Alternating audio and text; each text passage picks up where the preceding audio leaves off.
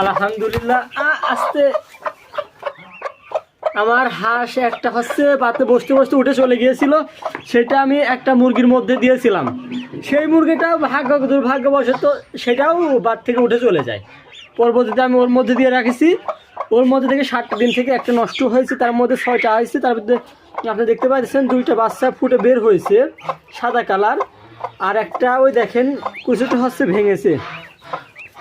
ইনশাআল্লাহ খুব শীঘ্রই পুরো বের হয়ে যাবে। দেখি বাচ্চো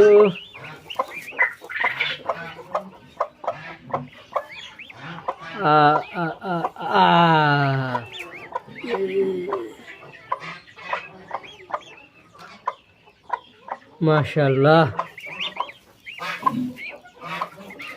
অসাধারণ। আর একটা ফুটেছে, আলহামদুলিল্লাহ আলহামদুলিল্লাহ। মুরগি আমার এতটুকু উপকার করলো আল্লাহ, আলহামদুলিল্লাহ।